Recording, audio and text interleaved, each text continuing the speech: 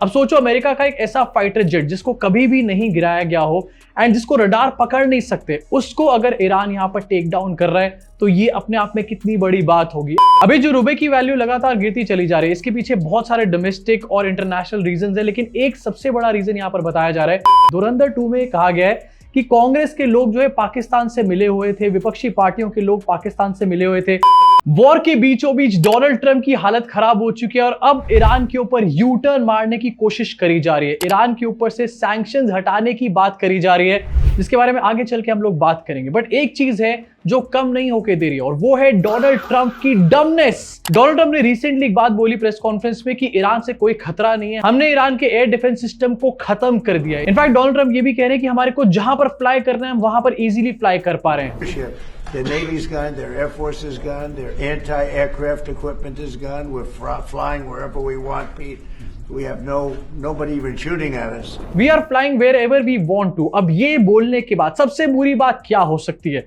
इस बात को बोलने के थोड़ी देर बाद ये खबर आई कि ईरान ने अमेरिका के F-35 को, जिसको आज तक कभी भी टेक डाउन नहीं किया गया, मार के नहीं गिरा गया, उसको मार के गिरा दिया एक कॉम्बैट के अंदर। भाई तुम कहां पर छोटे मोटे पनौतियों को ढूंढ रहे हो? पूरे वर्ल्ड की सबसे बड़ी पनौती तो यहां पर बैठी हुई है। अभी F-35 को मार के गिराना कोई छोटी मोटी बात नहीं है, ये बहुत ही ज्यादा बड़ी बात है और वॉर सिनेरियो में ऐसा कभी हुआ भी नहीं है। ये बड़ी बात इसलिए क्योंकि यूएस का F-35 लाइटनिंग 2 एक स्टेल्थ फाइटर जेट है एंड इसको रडार इजीली नहीं पकड़ सकता, यानी कि इसको चलाने के लिए बादलों की वेट करने की और बादलों का बेनिफिट लेने की कोई जरूरत नहीं है। If you know you know. अब सोचो अमेरिका का एक ऐसा फाइटर जेट जिसको कभी भी नहीं गिराया गया हो एंड जिसको रडार पकड़ नहीं सकते, उसको अगर ईरान यहां पर टेक डाउन कर रहा है तो ये अपने आप में कितनी बड़ी बात होगी। एंड कुछ दिन पहले डोनाल्ड ट्रंप कह रहे थे हम तो वॉर जीत चुके हैं। अब F-35 के ऊपर जो अटैक किया गया उसके बाद कहा यह जा रहा है रिपोर्ट्स में कि इसकी लैंडिंग कराई गई इमरजेंसी में, इसका पायलट पूरी तरीके से सेफ बताया जा रहा है। बट मैं तो इसके लिए वेट कर रहा हूं कि कब इसको ये कहा जाएगा कि ये तो AI वाला वीडियो है, ये तो रियल वीडियो है ही नहीं। इनफैक्ट ये F-35 का टेक डाउन होना ये बड़ी बात इसलिए भी है क्योंकि अमेरिका इसके ऊपर बहुत घमंड करता था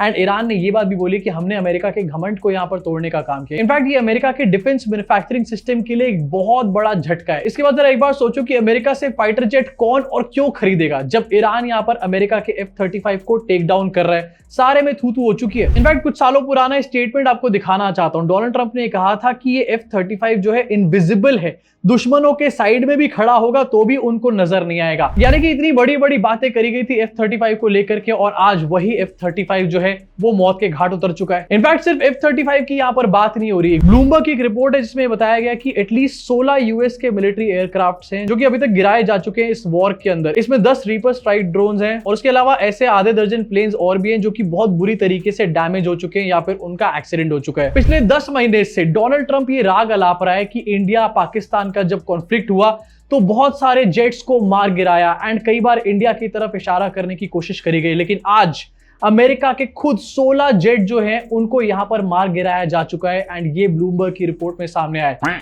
काफी बेइज्जती हो चुकी है डोनाल्ड चाचा। एंड ये तो सिर्फ फाइटर जेट्स की मैं यहां पर बात कर रहा हूं। इसके अलावा एक और रिपोर्ट में पता चला है कि अमेरिका के 10 से ज्यादा रडार सिस्टम्स जो हैं उनको भी ईरान पूरी तरीके से एलिमिनेट कर चुका है। एबीसी के एनालिसिस है जहां पर बताया गया कि 10 रडार की साइट्स है जिनको पूरी तरीके से बर्बाद कर दिया गया है ईरान की मिसाइल्स के द्वारा। Iran has been launching drones and missiles at US air defense radar systems across the Middle East, trying to blind its ability to detect attacks. अब ले देखिए सिचुएशन ये है वॉर के बीच में कि अमेरिका का रडार सिस्टम रिड्यूस हो चुका है एंड दूसरी तरफ अमेरिका का जो फाइटर जेट है जिसको रडार नहीं पकड़ सकते दुश्मनों के, उसको भी यहां पर गिराने लग गया ईरान। आखिर ऐसे में करेंगे क्या? ऐसे में सिर्फ एक ही चारा बचता है और वो है यू टर्न का चारा। वही यू टर्न मारते हुए नजर आ रहे हैं इस टाइम पर डोनाल्ड ट्रंप एंड अब ये बताया जा रहा है कि शायद ईरान के ऊपर से सैंक्शंस हटाने वाले हैं। यूएस के ट्रेजरी सेक्रेटरी ने यह बात बोली है कि शायद यूएस ईरान के ऊपर से सैंक्शंस हटा दे। अभी सैंक्शंस हटाने की बात क्यों चल रही है? क्योंकि ऑयल के प्राइसेस लगातार अमेरिका के अंदर बढ़ते चले जा रहे हैं और इस बढ़ते ऑयल के प्राइसेस से अमेरिका में इन्फ्लेशन भी लगातार बढ़ता जा रहा है और अमेरिका में वो वाला सिस्टम भी नहीं है कि धुरंधर 2 टाइप की पिक्चर चलाओ उसके बाद लोग सवाल पूछना बंद कर देंगे। वहां पर लोग सवाल पूछते हैं, मीडिया भी सवाल पूछती है एंड इससे सरकारों को डर लगता है। ये नहीं कि सिर्फ मदर ऑफ डेमोक्रेसी बोल दिया और निकल लिया उसके बाद कुछ भी करके। ऑयल का प्राइस $111 प्रति बैरल यहां पर पहुंच चुका है, जो कि 60% ऊपर है जब ये वॉर स्टार्ट हुई थी उस टाइम से।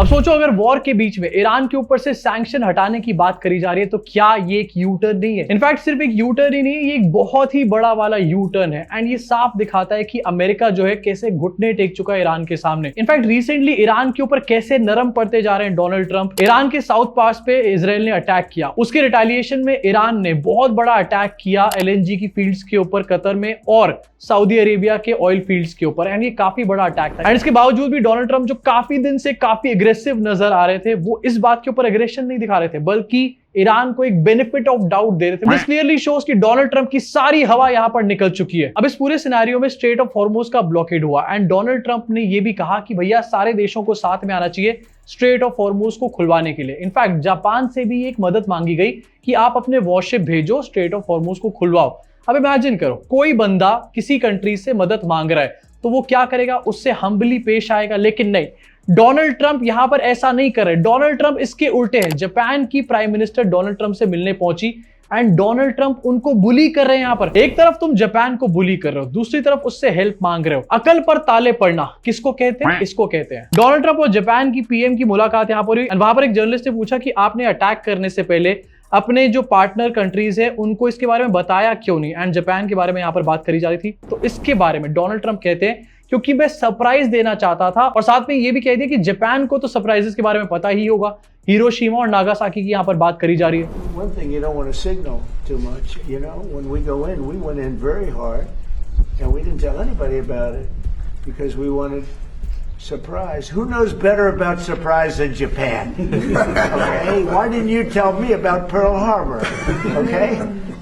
मतलब on a very serious note, एक देश के प्रधानमंत्री आपसे मिलने आई हुई है एंड आप उस देश से मदद मांग रहे हो। दूसरी तरफ आप जोक कर रहे हो जापान के उस अटैक के बारे में जिसने जापान को कई सालों तक पूरी तरीके से उजाड़ के रख दिया। एंड मैं आपको एक बार दिखाना चाहता हूं कि जापान की जो पीएम थी उनका रिएक्शन क्या था। यहाँ पर उनकी शक्ल आप देख सकते हो, कितनी ज्यादा अनकंफर्टेबल जापान की पीएम यहाँ पर हो चुकी है। एंड इससे ये बात भी क्लियर हो जाती है कि पूरे वर्ल्ड में चाहे महिलाएं जिस भी ओहदे पे, जिस भी पोजीशन पे पहुंच जाए, कुछ आदमी ऐसे होते हैं जो उनको बुली करने में लगे रहते हैं। उनका माइंडसेट कभी बदलता ही नहीं है। इनफैक्ट डोनाल्ड ट्रंप आगे भी कहते हैं कि मुझे भी तो नहीं बताया था पर्ल हार्बर के बारे में। पर्ल हार्बर क्या है आपको बताता हूं, लेकिन पर्ल हार्बर कब की बात है सबसे पहले ये दिखाना चाहता हूं। पर्ल हार्बर का अटैक हुआ था December 17, 1941। उस टाइम पर डोनाल्ड ट्रंप को कैसे बताते पर्ल हार्बर के बारे में? लेकिन आज डोनाल्ड ट्रंप कह रहे हैं कि मुझे भी तो नहीं बताया था पर्ल हार्बर के बारे में, तो मैं क्यों बताऊं जब मैं ईरान पे अटैक कर रहा हूं?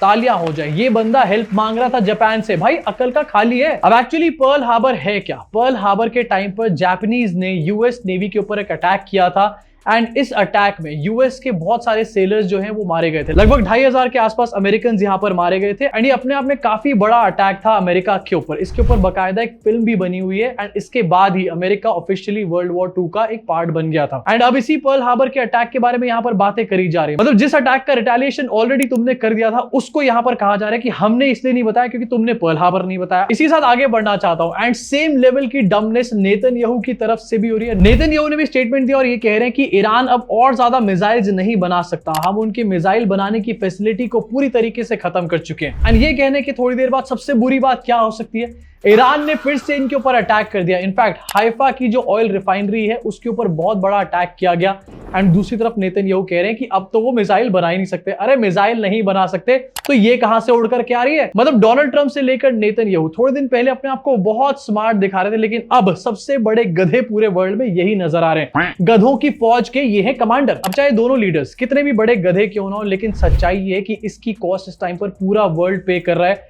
एंड कुछ बहुत बड़ी एस्केलेशंस की न्यूज आपको दिखाना चाहता हूं। सबसे पहले WHO यहां पर ये कह रहा है कि वो प्रिपरेशन कर रहा है for a possible nuclear weapon use in Iran. मतलब ऐसा नहीं कि WHO कोई अटैक करने वाला न्यूक्लियर यहां पर, लेकिन WHO ये कह रहा है कि हो सकता है कि कोई न्यूक्लियर अटैक हो ईरान में। एंड कौन करेगा न्यूक्लियर अटैक? Definitely America. अब अगर WHO प्रिपरेशन कर रहा है और अगर अमेरिका ऐसा कर सकता है तो ये बहुत ज्यादा डेविस्टेटिंग होगा। इनफैक्ट इसके कॉन्सिक्वेंसेस 1-2 साल नहीं बल्कि अगले 10 साल तक हमारे को पूरे वर्ल्ड पे देखने को मिलेंगे, इंक्लूडिंग इंडिया। बहुत तगड़ा झटका लगेगा। इनफैक्ट डिस्ट्रप्शन इस लेवल का हो चुका है कि जो कतर की LNG एक्सपोर्ट फैसिलिटी है वो अगले 5 साल के लिए यहाँ पर डिस्ट्रप्टेड रहने वाली है। मतलब अगले 5 साल तक LNG की सप्लाई जो है वो अफेक्टेड रहेगी इंडिया के अंदर भी। पूरे वर्ल्ड के ऊपर इंपैक्ट पड़ रहा है दो गधों की गधेपंथी के चक्कर में। अब इससे डेफिनेटली कतर को तो एक बहुत बड़ा लॉस होने वाला है, लगभग $20 बिलियन पर ईयर का यहाँ पर लॉस होने वाला है। एंड साथ ही इसका इंपैक्ट यूरोप और एशिया की भी कंट्रीज के ऊपर पड़ेगा, specifically Italy, Belgium, South Korea, China, इन सब की सप्लाई काफी बुरी तरीके से हिट होने वाली है, जस्ट बिकॉज किसी बंदे को अपने एप्स्टीन फाइल्स छुपानी है। इनफैक्ट इंडिया के ऊपर भी इंपैक्ट पड़ेगा और अभी भी बहुत तगड़ा यहाँ पर इंपैक्ट पड़ रहा है। सबसे पहले आपको दिखाना चाहता हूँ, शेयर मार्केट जो है 12 लाख करोड़ सिंगल डे में वाइप ऑफ हो चुका है, 12 लाख करोड़ इंडियन इन्वेस्टर्स का। एंड लोग इस टाइम पर शेयर मार्केट में रो रहे हैं। और क्या कहा था मोदी जी ने 2024 के इलेक्शन के बाद कि और लगाओ आपका पैसा ऊपर जाएगा। इसका क्लियर मतलब ये कि मोदी जी जो बोले ना उसका उल्टा ही किया करो हमेशा। इनफैक्ट वॉर का एक और इंपैक्ट बहुत क्लियर ये पड़ रहा है कि डॉलर की वैल्यू जो है 93 के भी पार पहुंच चुकी है, इनफैक्ट 93.5 पहुंच चुका है। बट कोई टेंशन की बात नहीं है, 2 साल दे दो, आदित्य धर अपनी पीक डिटेलिंग के साथ ये बात भी प्रूव कर देगा कि ये भी मोदी जी ने किसी ऑपरेशन के तहत करी थी। अभी जो रुपए की वैल्यू लगातार गिरती चली जा रही है, इसके पीछे बहुत सारे डोमेस्टिक और इंटरनेशनल रीजंस है, लेकिन एक सबसे बड़ा रीजन यहां पर बताया जा रहा है कि जो फॉरेन इन्वेस्टर्स हैं उन्होंने पिछले कुछ दिनों में $8 बिलियन इंडिया से निकालने का काम किया। यानी कि लोग जो है इंडिया से अपनी इन्वेस्टमेंट निकाल रहे हैं, उसकी वजह से रुपए की वैल्यू डाउन जा रही है। और ये जो इंडिया से इन्वेस्टमेंट निकाली जा रही है, इसके डेफिनेटली लॉन्ग टर्म लॉसेस भी हमारे को होंगे।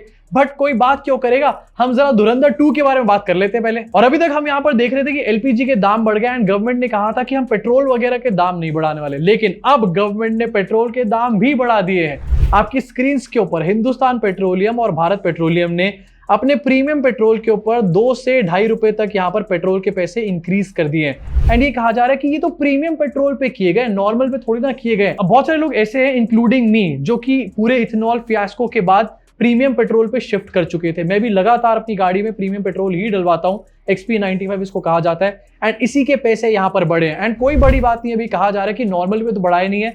जब एलपीजी के टाइम पर ये कह रहे थे कि हम पेट्रोल पे नहीं बढ़ाएंगे, तो क्या गारंटी है कि प्रीमियम पेट्रोल के बाद ये लोग नॉर्मल पेट्रोल पे नहीं बढ़ाएंगे। अगले 10-15 दिन में नॉर्मल पेट्रोल के पैसे भी बढ़ सकते हैं, तैयार रहना पूरी तरीके से। बट फिर भी कहना चाहता हूं, टेंशन मत लो। पीक डिटेलिंग वाले आदित्य धर को थोड़े 3-4 साल दो, 3-4 साल बाद आदित्य धर अपनी पीक डिटेलिंग करेंगे और इसको भी मास्टर स्ट्रोक बता देंगे। ऑपरेशन ग्रीन फ्यूल किया गया था मोदी जी के द्वारा, एंड इसलिए पेट्रोल के दाम बढ़ रहे थे यहाँ पे। एंड कोई बड़ी बात नहीं कि आदित्य धर के इस फालतू के प्रोपेगेंडा में काफी सारे लोग फंस भी जाए। जैसे कि अभी भी बहुत सारे लोग धुरंधर 2 देखकर ब्रेन वॉश हो रहे हैं, जिस चीज के लिए मूवी बनाई गई थी। लोग मूवी देखकर निकल रहे हैं और ये कह रहे हैं कि इस मूवी में बहुत अच्छे से एक्सपोज किया गया कांग्रेस और लेफ्टिस्ट। मतलब इस मूवी में जो बोला गया अपोजिशन के लिए, वो पूरी तरीके से बेसलेस और झूठ है। फिल्म की शुरुआत में डिस्क्लेमर भी चलता है इसको लेकर के, लेकिन अब लोग इसको एक हिस्ट्री लेसन की तरीके से देख रहे हैं। मूवी बहुत अच्छी लगी। ज्यादातर जो देशभक्ति के लिए मूवी बहुत अच्छी है, और इसमें जो कांग्रेस और जो लेफ्टिस्ट है उनको एक तरीके से एक्सपोज किया गया है, कैसे मिलके पाकिस्तान के साथ देश को बर्बाद कर रहे हैं। कांग्रेस और लेफ्टिस्ट को एक्सपोज किया गया कि कैसे वो लोग पाकिस्तान के साथ मिलकर देश को बर्बाद कर रहे हैं। एंड मेरी इस बात को कहीं पर लिख के रख लो, जिस तरीके से बीजेपी उल्टी सीधी हिस्ट्री हमारे को बताती है ना, 10-15 साल बाद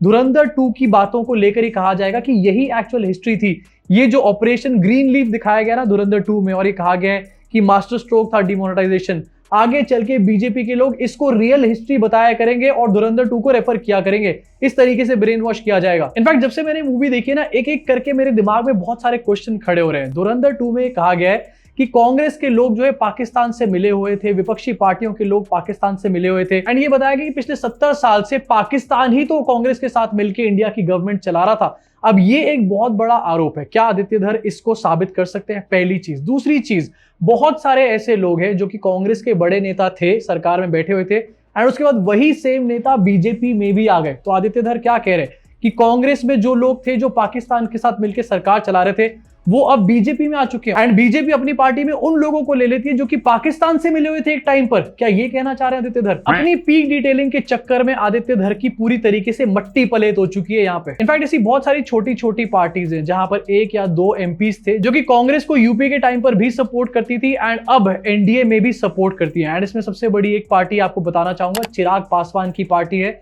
रामविलास पासवान की पार्टी यूपीए में भी थी और रामविलास पासवान की पार्टी एनडीए में भी थी। तो क्या एनडीए ऐसे लोगों का समर्थन यहां पर ले रही है जो पाकिस्तान के इशारों पर सरकार चला रहे थे एक टाइम पर? क्या कहना चाह रहा है भाई? Peak detailing moments by Aditya Dhar fully exposed. And इसी के साथ आदित्य धर ने यहां पर ऐसी पीक डिटेलिंग करी है, इन्होंने दिखाया कि ऑपरेशन ग्रीन लीफ इसलिए क्योंकि हमजा को पता चल गया था कि फेक करेंसी नेपाल के थ्रू इंडिया में आने वाली है।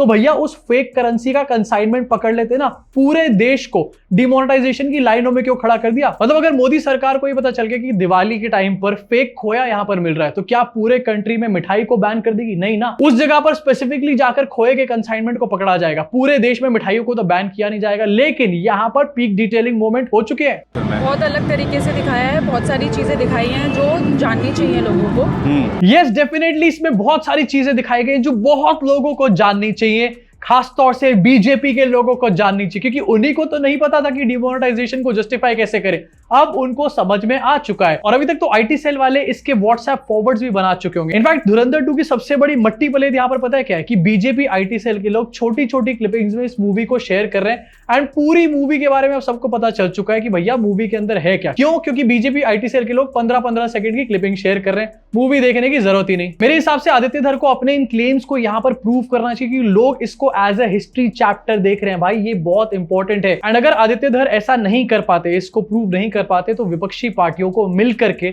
आदित्य धर के ऊपर एक लीगल एक्शन यहां पर लेना चाहिए, जिससे कि कोई भी डायरेक्टर ऐसा इतना बड़ा झूठ बोलने से पहले 4 बार सोचे। इनफैक्ट धुरंधर 1 और धुरंधर 2 में यह दिखाया गया कि हमजा बहुत तगड़ा ऑपरेशन यहां पर कर रहा है, एंड उसने डिमोनेटाइजेशन से पहले ही बता दिया। लेकिन हमजा किस टाइम पर भेजा गया था? कांग्रेस के टाइम पर हमजा को वहां पर भेजा गया, एंड पूरे धुरंधर ऑपरेशन को फंड भी किया गया।